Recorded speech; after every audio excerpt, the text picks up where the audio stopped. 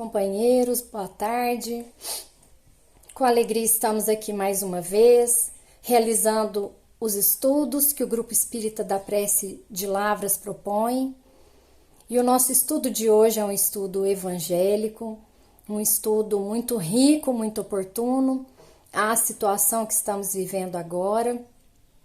E antes de iniciá-lo, gostaria de convidar a todos vocês para que iniciássemos, como de costume, com a prece, para que nós preparemos, esse campo fértil que é o nosso coração, as sementes do Cristo que serão lançadas em nossos corações, para que nós bem aproveitemos essas lições e as pratiquemos no nosso dia a dia.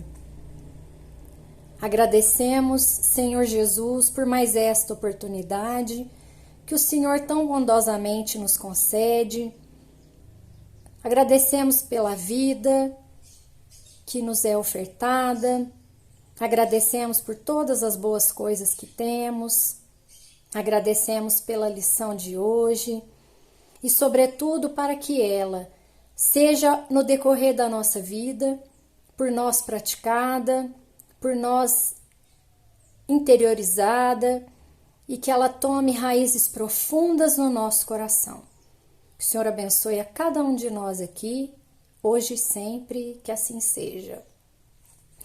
A lição de hoje, sendo um tema evangélico, é uma lição que vai nos trazer uma oportunidade de olharmos, assim como todas as lições evangélicas, de olharmos mais profundamente para nós, reconhecendo a necessidade desse burilamento, desse aperfeiçoamento. E trazemos hoje a lição que vem da Epístola de Tiago, uma epístola evangélica, ela está dentro do Novo Testamento e ela é parte das cartas universais. Eu tomo a liberdade de aqui, fazer um paralelo, porque depois dos evangelhos no Segundo Testamento, existem as cartas, as primeiras cartas são escritas por Paulo, na sequência bíblica, as conhecidas cartas paulinas, e essas cartas geralmente eram endereçadas a algumas comunidades ou pessoas. Então nós temos as cartas aos Gálatas, aos Filipenses, aos Colossenses, aos Tessalonicenses. A partir de um determinado ponto bíblico, vêm as cartas universais. Que seriam essas cartas universais? Diferentemente de Paulo, que as conduziu para as comunidades, as cartas universais, elas não têm um endereço próprio. Elas eram endereçadas a toda a comunidade cristã, assim como o Apocalipse de João, Então, Tiago é uma dessas cartas universais e é um livro muito rico, traz muitos aprendizados a nós, uma epístola pequena, são 5 capítulos, mas nos traz a paciência nas provas, dentre uma de suas lições, a origem da tentação, o nosso cuidado ao falar, que nós vamos falar daquilo que o nosso coração está cheio, não é assim? A importância da fé com obras, porque toda fé sem obras é uma fé morta. Enfim, nosso relacionamento com os irmãos de caminhada, o poder da oração, a misericórdia divina, é uma carta muito rica, E essa epístola, uma outra curiosidade, eu fiquei pensando na autoria da carta, Existem 3 possibilidades que foram cogitadas. A primeira que seria de Tiago Maior, mas não foi, porque esta carta provavelmente data de 62 depois de Cristo, essa epístola de Tiago. E Tiago Maior faleceu em 44 depois de Cristo, portanto ele já tinha falecido, não é de autoria dele. Alguns historiadores sugerem outros Tiagos da época, mas a terceira hipótese é a hipótese mais contundente, talvez a mais certa, de que tenha sido escrita por Tiago Menor, filho de Alfeu. Ele tem um parentesco com Jesus, então muitos que fazem menção a ele, ele o chama de irmão de Jesus, e àquela época, né, o parentesco muito próximo, eles não eram tratados como primos, eles eram tratados como irmãos. Então, é possível que se encontre Tiago Menor como irmão de Jesus, mas na verdade eles eram primos. Então, esta carta provavelmente foi por ele escrita. E ela nos traz a lição que Emmanuel vai trazer para nós, né, estudada, esmiuçada, neste capítulo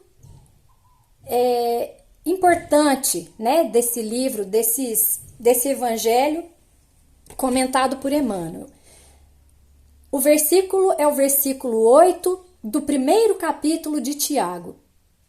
E ele diz assim: dúbio e inconstante o é em tudo o que faz.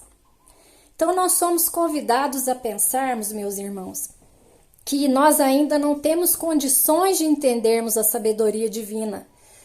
A sabedoria divina, ela prevê que nós passemos por todos os estágios da matéria, seja numa evolução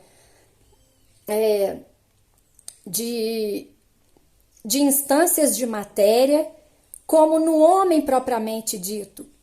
Então, quando nós chegamos na fase hominal, nós temos muitas situações para que nós vivamos, e é assim que Deus nos experimenta, na fartura e na privação, no excesso e na falta. E daí, muitos não têm condição, e nós, na verdade, não temos muita condição de, em cada momento, agradecer e visualizar isso como um grande aprendizado. Então, o que nesses comentários Emmanuel nos traz? Que quando nós estamos vivendo as situações, nós vamos caminhando para extremos, né? Se naquele momento Deus nos experimenta com a prova da riqueza, a gente exacerba a vaidade. Se Deus nos testa na pobreza, nós ficamos inconformados. Se viemos com um corpo, um físico bonito, nós nos entregamos às extravagâncias e nos damos aos excessos desse corpo. Se viemos com defeitos físicos, nós nos devotamos ao desespero. Então, essa nossa inconstância, essa nossa incapacidade não nos permite ver a grandeza de Deus nos provando nas situações de vida, né? E muitas vezes nós somos infiéis, né? Isso tudo é para dizer que nós somos infiéis às bênçãos divinas em todos os setores da vida construtiva. Nós precisamos lembrar que isso daqui é uma grande escadaria. Cada encarnação, cada oportunidade aqui é um recomeço. É o momento de nós vivermos coisas novas, diferentes. E que, apesar da lei do progresso prever que nós precisamos crescer em inteligência e em moralidade, então essa parte da inteligência caminha, mas a parte da moralidade ainda está muito atrasada. E Emmanuel nos convida a olharmos, né, para a parte de moralidade, é onde residem nossos sentimentos, e o sentimento é o santuário das criaturas, né? Nós costumamos ver isso no coração, que é o órgão que nós fazemos alusão ao correspondente, né, do santuário dos sentimentos. É aqui no nosso coração que se registram essas experiências. Os sentimentos que são os buriladores do nosso espírito, né? Em cada oportunidade nós deveríamos ver grandeza e nós vemos dificuldades.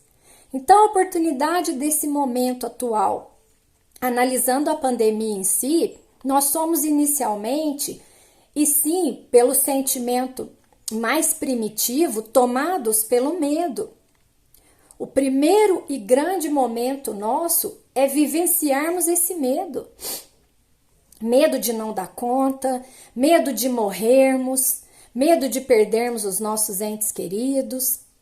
Porque essa situação de falta de controle nos leva para a incontrolabilidade de tudo, que naturalmente culmina no medo da morte, né? O que todos nós vamos vivendo ao longo do tempo é esse medo da morte. E me permitam, não é um julgamento que faço aqui. Como humana que sou, eu penso no sofrimento que seria esse afastamento temporário, né? Caso eu morresse, caso eu perdesse alguém importante da minha vida. Mas aonde repousaria a minha fé, a minha constância e esse aperfeiçoamento do meu coração, né, da sede dos meus sentimentos, se eu não conseguisse enxergar uma lei dinâmica, uma lei inteligente, um princípio norteador para todos esses acontecimentos? Nós podemos ver o que mais se ouve hoje é o incômodo de estarmos presos em casa. Quase todos nós aqui, eu vou arriscar dizer que em unanimidade, ouvimos das pessoas que tá tudo muito ruim, que a gente tá muito dentro de casa, eu não aguento mais ficar assim, eu tô doida para sair. Como se nós estivéssemos numa prisão domiciliar. E nós vamos nos esquecendo que todos os vícios que nós vamos cultivando ao longo do tempo já nos mantêm em prisões. Nós acalentamos o vício do egoísmo, do ódio, da mágoa, da falta de perdão, da inveja, da maledicência. Só que quando estávamos livres, soltos e fisicamente, né, possibilitados de andarmos daqui para ali, de lá para cá, não víamos isso. Agora, esse é o chamado. Estamos em casa, confinados, e nós somos obrigados a olharmos para isso. E aí nós podemos ver o tamanho das nossas dificuldades e o quanto ainda somos pequenos dentro dessa dinâmica toda, né? Nós estamos achando que estamos aprisionados em casa, mas nós somos aprisionados pelas nossas imperfeições. Essa é a verdadeira prisão, que livre ou solto, isso nós vamos alimentando. É isso que a gente precisa combater. E é através do Evangelho de Jesus, né, que Tiago nos convida a termos um coração terno e firme. Na sua epístola, ele nos traz um chamado à paciência. Então, é onde eu gostaria de mostrar para vocês aqui nos comentários no livro Consolador, da parceria do Chico Xavier com Emmanuel, na parte das virtudes, como é importante nós desenvolvermos isso, meus irmãos. É perguntado aos espíritos se a virtude é concessão de Deus ou é aquisição dos homens. É a questão 253. Em que os espíritos respondem que há grande sabedoria divina em colocar a dor e as lutas para o nosso aprimoramento. Porém, as virtudes são aquisições imorredoras do espírito nas estradas da vida. Estou lendo aqui literalmente para vocês. Incorporada eternamente aos seus valores, conquistados pelo trabalho no esforço próprio. Então, sem esforço, meus amigos, não tem jeito. Assim como na sequência vem uma das grandes e talvez das maiores virtudes que precisamos ter neste momento, a paciência. Na sequência do Consolador aqui, nós vamos entender que a paciência, a verdadeira paciência, é sempre uma exteriorização da alma que realizou muito amor em si para dá-lo a outra e na exemplificação. Então, o esforço da aquisição das virtudes, ela vem nessa constância do aprimoramento. Mas para isso precisamos ser bons com nós mesmos. A paciência tem que ser primeiro comigo. Eu cuidando de mim primeiro, eu me baseio no mandamento de Jesus, que resumiu a lei mosaica em 2, quando ele diz que nós devemos amar ao próximo como a nós mesmos. Nós vamos iluminar ao próximo iluminando a nós mesmos. Então, A caracterização daqui da paciência é um trabalho de esforço contínuo, pertinente para essa situação. Nós precisamos ter paciência porque o governador do orbe cuida de tudo. Isso não tem. Em rigor, nós precisamos pensar que não tem nada caótico. Existe uma ordenação, existe uma certeza de que o que nós estamos vivendo é sim a franca lei de regeneração. Nós já estamos em processo de regeneração há um tempo, uma vez que essa transição não se dá tão pontualmente, ela vai se dando ao longo do tempo para passar de uma fase a outra, mas já estamos em regeneração há muito tempo. O que ocorre é que com a pandemia está visível a todos, porque agora tornou-se um fenômeno planetário. Quase todos os países têm